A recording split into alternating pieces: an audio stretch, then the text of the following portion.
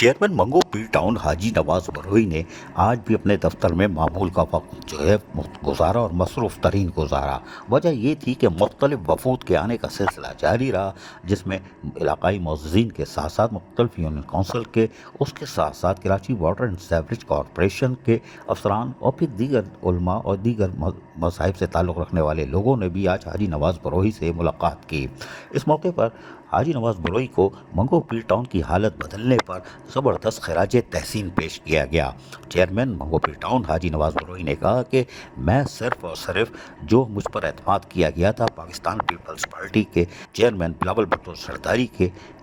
एतमाद पर पूरा उतरने की सिर्फ कोशिश कर रहा हूँ। मेरे साथ मेयर कराची बैरिस्टर मुर्तज़ा वहाब हैं, वज़ीर बल्दियात सईद गनी हैं और उसके साथ साथ वज़ीर आला सिंध सैयद मुराद अली शाह हैं, जिनकी काविशों से हम मंगो पी टाउन को 70 सालों बाद यानी पहली दफ़ा वहाँ पर बल्दियाती सहूलतों की फराहमी को यकीनी बना रहे हैं।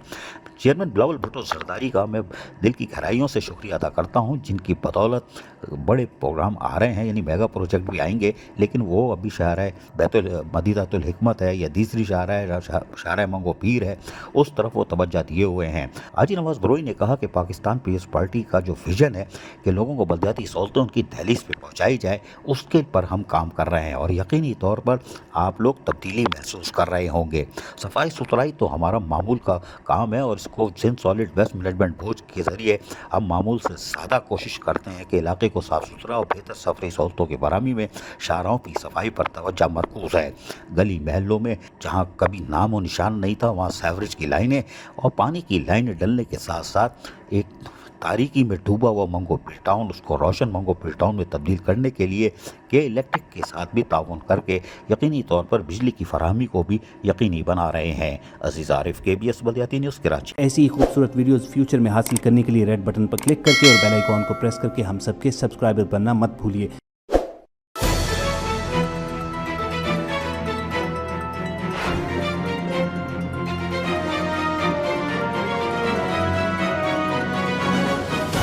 KBS बल्दियाती न्यूज़।